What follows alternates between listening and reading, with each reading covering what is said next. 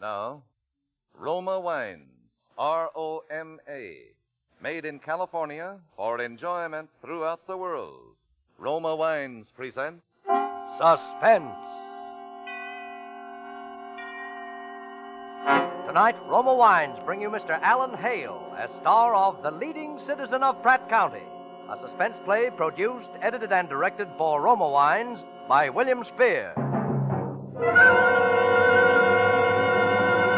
Suspense, radio's outstanding theater of thrills, is presented for your enjoyment by Roma Wines.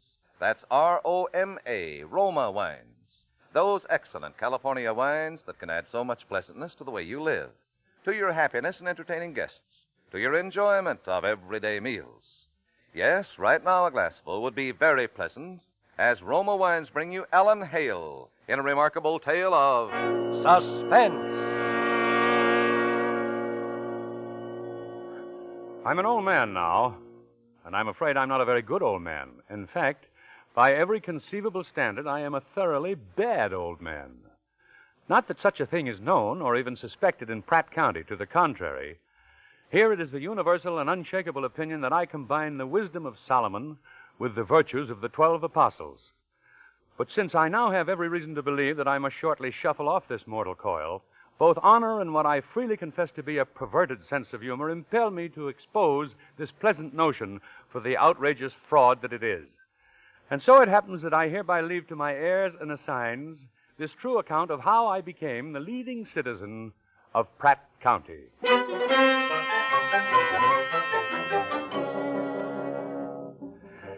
It was some 20 years ago that I first found myself driving through this part of the country with an associate of mine after the completion of a fairly successful operation on the West Coast, which necessitated our speedy trip east. We had been driving along the banks of a lovely stream across a grassy plateau known in some western states as a park, and were heading toward a lush and fertile valley of farmland that could be seen some miles below. But for some unaccountable reason, the intervening area was the hottest, the dustiest, the most desolate and altogether poisonous strip of country it has ever been my misfortune to encounter. And right in the middle of this desert was I use the word loosely, a town. And it was right on the outskirts of this town that my partner at last forced me to divulge certain unfortunate facts that were destined to alter the entire direction of my life. Why, you crook. You dirty, lousy old crook. Now, Harry, how was I to know the horse would lose? You knew that half the dough was mine, didn't you? You knew that much. But I thought I was doing you a favor, Harry. I had the most positive assurances that horse... Our whole take lost. 6 months' work. Every dime we made on that oil stock racket. And now you tell me. Now, 1,000 miles from civilization in the middle of a dust bowl somewhere. Oh, I'm sorry, Harry. I'm truly sorry. And I give you my solemn promise that such a thing will never happen again. Why, that You horse... bet your life it won't, because you and me are through. As of now. Through. Finished. Washed up. Oh, now, wait a minute, Harry. Let's not be hasty. You heard me? Out. Just a moment. By what right do you presume? By this right. Oh. And here's your suitcase. And I wish you all the tough luck in the world. Goodbye. My gracious, what happened? Are you all right? Here, help me with him, Ma. Yes, of course. Help with him. Why, that poor feller's about all in. We'd better take him inside. He ought to lay down for a spell. Brush him off here. Say, can you make it straight? Well, yes, thank you. You're very kind. Oh, that's all right. It's a pleasure. Well, you're the first stranger to stop off here in Prattsville since about 1929. You able to walk all right? Well, yes, thank you. That's it. Oh, my gracious, what in the world ever happened? Oh, young scoundrel. Hitchhiker. Picked him up a few miles back, and the next thing I knew, he assaulted me, took my money, and made off with my car. Well, I What you declare. know. Come on into the house. Yes. Well, yes, you see, it's not that I care about the money, and the car is heavily insured. Of course, it's the inconvenience. I suppose that I shall have to stay over somewhere until my my agent can send me funds. Now, don't you give it another thought. You can stay right here with us just as long as you have a mind to. You can have this very room, Sonny's room. Well, Sonny will be coming home any day now, though, Ma, you know. Then he can have the spare room. Sonny's our boy. He's up at State University, see? Here's his picture with the swimming team. He's That's it. captain of He's it. the captain. And here he is with the lacrosse team. And, Yes, and yes. here Well, he is with... believe me, I am deeply grateful for your hospitality, but I'm afraid the air here wouldn't agree with my constitution, heart, you know. Now, don't you worry none about the air. Oh, no. Of course, it is a little hot and dusty this time of the year, but it won't hurt you none. Other times of year, it's different, eh? Mm-hmm.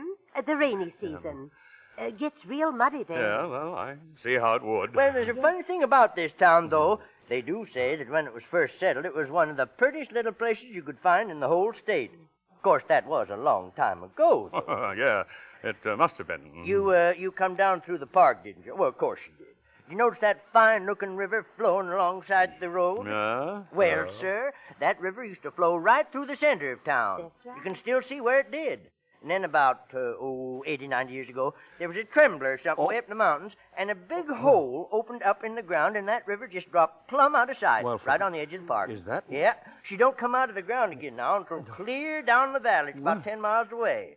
That's why it's so dry up here, you see. Well, you don't say. Yeah. A few years back, there was talk about the WPA closing up that hole so the river would run right through the town again.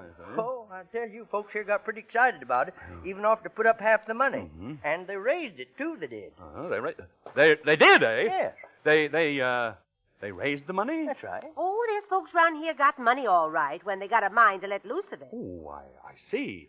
And would it be too much to ask how much they raised? Oh, come to pretty near $50,000, the town share of it. Well. But then some feller come up from Washington to look things over, and he said if we closed up the hole, it'd dry up the valley down below and ruin all the farmers down there. So then, of course, we just had to give up the whole idea. Well, now, that is interesting. Most interesting, Mr. Neff. Woodrow Neff. Yeah. Of course, this is Mrs. Neff here. Yes. A great pleasure, Mr. Neff. Mrs. Neff. Thank you. My name is Witherspoon. Alonzo P. Witherspoon. Professor Witherspoon. A professor? Professor? My, wait till Sonny hears we got a real professor in the house. As I say, Mr. Neff, this is most interesting, particularly interesting to me, as it happens that I am a professor of geology, and in that capacity I serve as technical advisor to Senator Cotton of the Committee of National Parks and Monuments and Subterranean Waterways. You've heard of Senator Cotton, of course. Why, sure. Well, say, maybe you've already heard of this river of ours. Green River, it's called. Precisely what I was coming to, Mr. Neff. As you were speaking, I began to remember the discussions we had had in committee. It was some years ago, wasn't it? 1936, wasn't it, Pa? Summer of 36 was when the feller come out here. Exactly. And I remember telling Senator Cotton at the time that we must look into the whole project again, when the sedimentary substrata had been given time to settle. Then, of course, it was forgotten in the press of other matters. You know how those things are in Washington. Well, I declare. And now, by the merest chance, I am given the perfect opportunity of examining Green River for myself. Oh, it's an ill wind that blows nobody good, eh, Mr. Neff? Well, say, now you will have to stay with us a while. Yes, Mr. Neff. I think I must. I really think I must.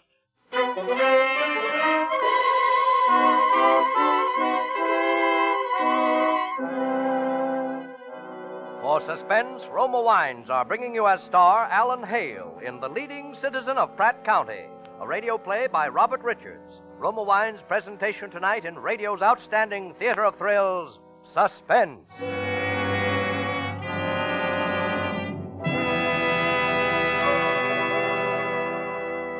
Between the acts of Suspense, this is Truman Bradley for Roma Wines. One of the best-natured men I know has a knack for enjoying life's leisure moments. He's a hard worker on the job, but when he comes home, he and his wife make a ritual of a quiet, companionable chat and a glass or two of delightful Roma California sherry before dinner. Millions of other men look forward daily to such a welcome with Roma sherry. For millions of wives have made golden amber Roma sherry America's favorite first call to dinner. Yes, Roma sherry, with its mellow, inviting nut-like taste, makes mealtime more welcome, helps you appreciate more keenly the good food to come. Enjoy the tempting fragrance and satisfying taste luxury of Roma sherry yourself. Make glorious Roma sherry your first call to dinner, as I do. If friends drop in later on, greet them graciously with Roma sherry, the keynote of friendly hospitality. Best of all, Roma, America's favorite wine costs no more than ordinary wines. So tomorrow, insist on Roma, R-O-M-A, Roma wine. Remember, more Americans enjoy Roma than any other wine. And now, Roma Wines bring back to our Hollywood soundstage Alan Hale as Professor Alonzo P. Witherspoon in The Leading Citizen of Pratt County, a tale well calculated to keep you in suspense.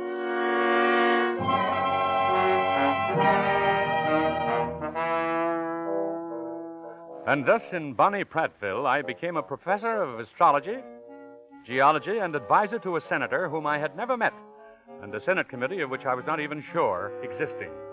Of course, at first I had no way of knowing whether this pitch, as we call it in the trade, was merely good for the cashing of a modest check on one of my many non-existent accounts, or whether it could be run up into something really big. But as a firm believer in aiming always at the maximum objective, I made my plans accordingly. And that night, with the aid of certain gadgets I never permit myself to be without, I wrote myself a couple of checks on the Federal Treasury, contrived some quite impressive-looking business cards, and was ready to go to work. And then, Sonny arrived. That's right, Sonny. Professor Alonzo P. Witherspoon. And he's staying right here with us. Come on now, I'll introduce you to him. A professor from Washington? Wow. Oh, I knew at a glance that Sonny would be troublesome. He was a student at the State University, and his education had progressed just sufficiently to fill him with a lot of bright ideas, but not enough to acquaint him with the worldly advantages of a good, sound, dishonest proposition. In other words, Sonny was smart and could not be had. Gee, Professor, Pop tells me maybe you're going to put old Prattsville on the map. Possibly. Certainly worth trying, eh, my boy? You bet. You know, I've been thinking along those very same lines myself lately. After all, what's Colorado Springs got, or Tucson, Arizona, or any of those places that we haven't got right here in Prattsville? We got the altitude, the sunshine. All we need is water, and they can do terrific things with irrigation nowadays. Precisely, my boy. Precisely what I've always told Senator Cotton. And you really know Senator Cotton? I mean, that well? Oh, yes, intimately. I might say that we're very close. Gee, I was reading something about him just the other day. But say, you're really sure something can be done without drying up the valley? It'd be terrible for those farmers down there if their water was cut off. Sonny's got a girl down there. That's the reason he's so worried. I guess the professor knows his business a little better than we do, Sonny. Oh, sure, I know. Say, you must know Dr. Hawks, up at State U. He's a geologist, too. Ah, Hawks? Let me see. You must know him. John Lyman Hawks. Oh, of course. John Lyman Hawks. Yes. Gee, I'll bet he'll be excited when he knows you're here. He's supposed to be quite an authority on this part of the country, you know. Yes. But I wouldn't trouble Dr. Hawks about this just yet. Not until we're a little more sure of our ground. Well, sure, of course. Oh, now, Sonny. Professor hasn't got all day to stand around here talking to you. He's got to go down to the bank and see Henry Wink. Oh, sure, but, gee, I sure want to talk to you some more about all this, Professor. This thing can be terrific. Oh, it will be terrific, all right, my boy. You don't know the half of it.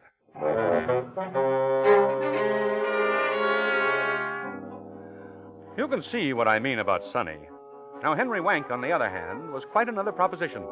He was and still is the town's mayor, only banker, and chief real estate owner. And the answer to a confidence man's prayer. Because he was always so busy thinking what a smart crook he was that it never occurred to him that he might be dealing with someone who was even smarter and crookeder. Mr. Wink had larceny in his heart, and I knew we were going to do business. Well, what's your proposition? Well, it's always refreshing to meet a man with whom one can get right down to business. All right, let's get down to it. Very well. You know, of course, Mr. Wink, that if this Green River project goes through, and if we do run the river through town, real estate values here will skyrocket. And when they do, somebody is going to make an awful lot of money. Yeah, meaning mostly me, that's right. Well, what about it? Well, now let me ask you something. About these farmers in the valley, if their water were cut off, if they were, inconvenienced... They'd been more than inconvenienced. They'd be finished, and you know it. Yes, but how much would you be concerned, financially, I mean? Well, I'd be sorry to see it happen. But financially, it wouldn't worry me a bit. I see. The courier quoted you as saying that wouldn't happen, that we could have our river and the farmers would get their water just the same. You know how inaccurate the newspapers are, Mr. Wink. Oh, then it would happen. Mr. Wink, have you ever stopped to consider how much you personally would make if this did go through? Well, I'd say it could run up to 3 or 4 million in time. Well, you can sometimes get things done in Washington. Aha, I knew you had a proposition. You realize, of course, Mr. Wink, that I'm an essential factor in this whole thing. You just can't send anybody to Washington on a thing like this. You have to have someone who is in on the inside, who enjoys the complete confidence of the right people. I know all about that. I just want to know how you get yours. By the very simple expedient of becoming your partner, Mr. Wink, in a small way. Yeah. How small? Well, I have here a government check for $2,500. I suggest we form a little syndicate. I think this check should entitle me to a modest share of, say, 5%. Then you figure the whole thing can be swung for $50,000. Approximately. Can you raise the money? Well, it's a lot, but I can get it. We'd better put this in writing. Oh, no, really, Mr. Wink. One hardly puts things of this nature in writing. Then how do I know you'll come through with your end? Well, you have my check. I'll endorse it to you. You hold it. Any investigation of how a man in my position happened to be giving you $2,500 would be seriously embarrassing for me. Yes, it sure would at that. One more thing, Mr. Wink. You understand that all of this must be kept in the strictest confidence, and all transactions will have to be in cash. Don't you worry about what I understand. I wasn't born yesterday, neither.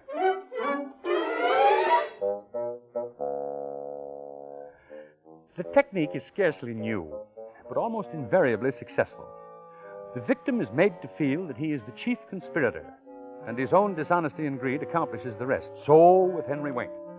Next afternoon, for the sake of appearances, Mr. Wink and I headed a small group to look over once again the crucial spot where Green River dips into the earth to begin its subterranean wanderings, and once again I clambered down over the mass of rocks to a little ledge some 20 feet above the water.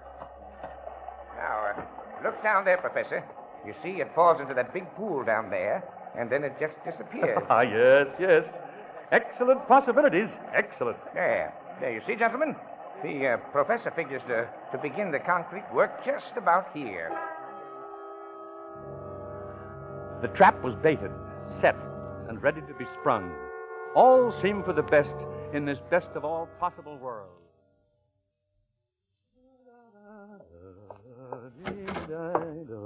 Well, good evening, sonny lad. Huh? Hello, Professor. What's the matter, my boy? You have a spat with that young lady of yours? No, nothing's the matter. Well, how are things? Well, things are definitely progressing. And that reminds me, I shall be leaving you soon, within the next day or so. What? You leaving, Professor? Oh, just for a short time.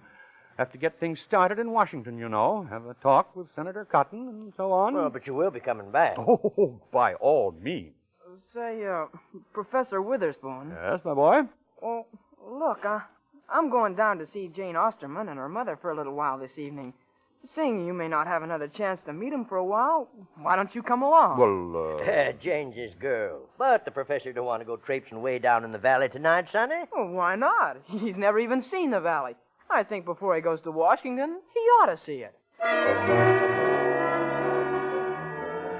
I didn't want to go, of course. But every instinct told me that there was something in the wind and that I should. Contrary to my expectation, however, the evening was a quiet one, and indeed a most pleasant surprise. Jane Osterman turned out to be a very charming little thing, and her mother was a most attractive and, in fact, an altogether stunning woman. And it was with genuine regret that I found myself at last standing on their veranda under a brilliant moon, saying goodbye. It's been grand, Professor. I do hope you'll drop in on us again before you come back. My dear lady, wild horses couldn't keep me away. Oh, that's a promise, then. Good night. Good night, my dear. Well, what do you think of them, Professor? They're charming people, my boy, charming people. And isn't Mrs. Osterman nice? Nice is hardly the word.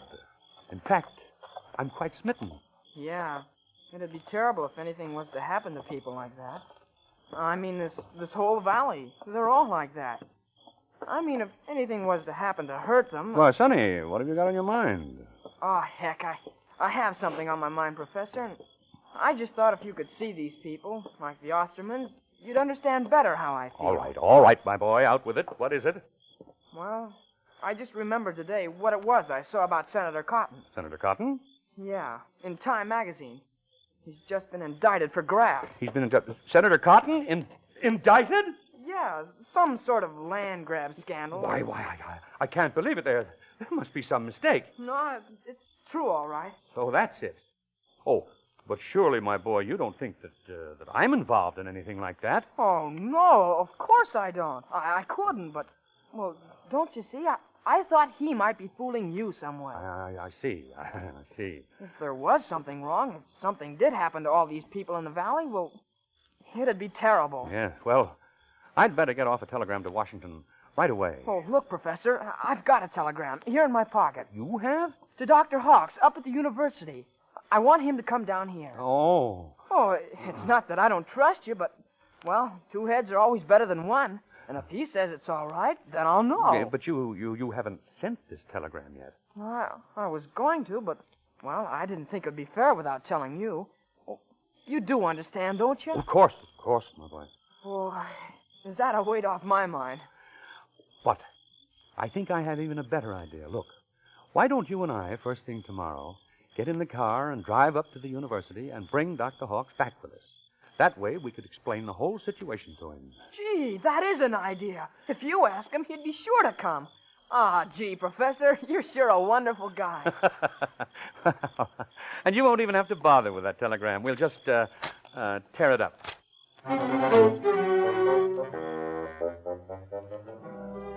I had grown quite fond of Sonny, but when it's a matter of $50,000, particularly to one of my advancing years, sentiment must yield to necessity. And so, when Sonny and I started out in the family car next morning, I had my plans prepared. I also had the $50,000 in cash. We ought to be there sometime this afternoon. It's only about 300 miles. Splendid. Well, look here. We're right about to go past the place where Green River goes underground, aren't we? Uh-huh. Well, why don't we stop a moment? You know, there's a couple of things that you really ought to see for yourself before we talk to Dr. Hawks. That's John Lyman Hawks, that is. Well, all right. I may be able to prove to you right here on this spot that the old professor's ideas aren't quite so wild-eyed as you may suppose. Ah, Professor, you know I don't think that. Oh, just joking, my boy, just joking. Come along. Now, careful climbing down over those rocks. They're a bit treacherous, you know. Yeah, I'll be careful. Well, there we are. Now, come out to this little ledge. You see, plenty of water here. Perhaps we wouldn't need to divert it all. Mm-hmm. Now, notice the formation of this rock, typical of the Neo-Pleistocene period, and a marked tendency to form vast caverns with underground springs. Oh, you mean you've got some idea about there being caves under there? Well, yes, that is in a way. That's exactly it. Just step a little closer to the edge. Shine your flashlight down there. I wouldn't be surprised if you could see the beginnings of some quite extensive carnivorous formations even from here. Yeah, I see. Gee, maybe if there wasn't so much water, people could even go down there and explore. The rock was quite slippery. And he was very near the edge when I slipped against him.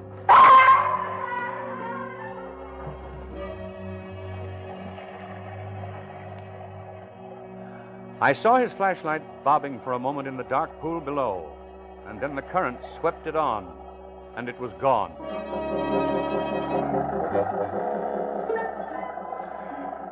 It was with a heavy heart and all possible speed that I headed for the Mexican border.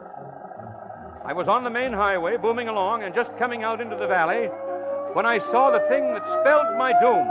For there, dead ahead, were two police cars and a group of men standing in the middle of the road. And most prominent among them, dripping wet and wildly waving his arms, was Sonny. There he is. He's the one I was telling you about. Yes, Are you Professor Witherspoon? Yes. We got a young fella here who'd like to talk to Well, I you. haven't I any knew you'd time come now down to talk. this way I mean, after that's... what you said about the caves. What, cave? When I slipped and Charge fell it. in, Pop gee, I it. was scared for a minute. Well, when I... But you must have known it all the time, didn't you? Known? Known what? About the caves. And boy, what caves. Yeah. You know, I'm quite a swimmer, and Oh, really? I had my flashlight, and I just went along with the current all the way down and came out the other end here. And what I saw, boy, were you ever right. Was Talk I? about your mammoth cave of Kentucky. Why, gosh, once we've diverted some of the river out of there, boats could go all the way down. That's what I was With telling you Henry before. Wade's money, we could put in lights and everything. big lights, People would yes. come from all over the country. Of course. Honestly, they're one of the 7 wonders of the world. Well, we might they're find another terrific. one. Yep. Well, gee whiz, aren't you excited? Excited? My boy, I think I'm going to faint.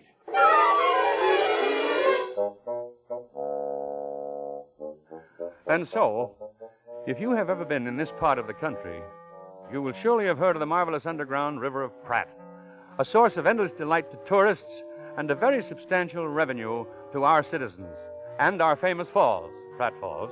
And now Prattsville not only enjoys the wonders of irrigation, but of innumerable hot dog stands, motels, gambling casinos, and all the other adjuncts of those noisome communities known as resorts. As for myself, I am the general manager of the caverns at a very handsome stipend and have been living for many years in solid and respectable domesticity with the former widow Osterman. What I have done is really nothing. Really nothing. It's no more than any public-spirited man would have done, but I must confess that, call it vanity, if you will, it is a source of enormous and constant enjoyment to me whenever I am proudly pointed out to the admiring newcomers as the leading citizen of Pratt County.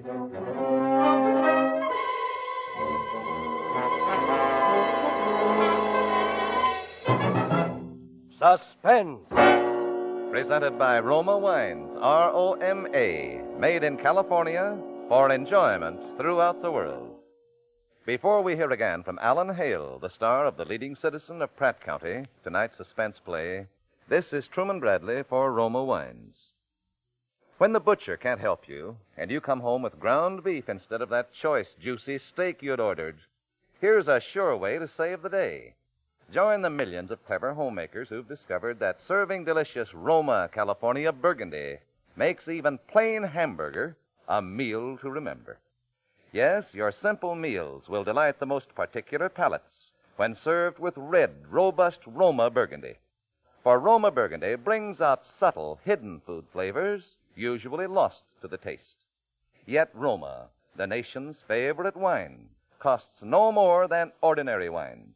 When you shop tomorrow, insist on Roma, R-O-M-A, Roma Wines, America's first choice. And remember, to make a bridal shower or wedding reception truly memorable, serve pale gold, sprightly, dry Roma California champagne. And for the bridal couple, Roma champagne makes the perfect going-away gift. Friends, this is Alan Hale. Well, it's been a real pleasure to appear on Suspense, a long-time favorite of mine. I'm sure you won't want to miss next Thursday's show, when that fine actor, Mr. Robert Young, will star in a suspense play about a man who wakes up one morning to find that he has lost track of several months, and that the room in which he finds himself is a cell in an insane asylum. I know you'll be listening. I will. Thank you. Alan Hale appeared through the courtesy of Warner Brothers, producers of Night and Day. Next Thursday, same time, Roma Wines will bring you Robert Young as star of Suspense, radio's outstanding theater of thrills. Produced by William Spear for the Roma Wine Company of Fresno, California. Here is a message from your government.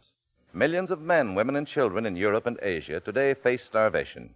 America, the best-fed nation in the world, can relieve this crisis by making available to foreign purchases increased amounts of wheat, rice, fats, and oils.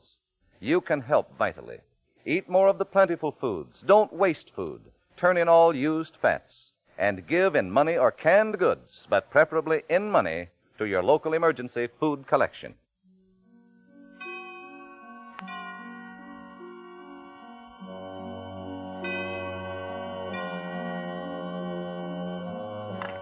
This is CBS, the Columbia Broadcasting System.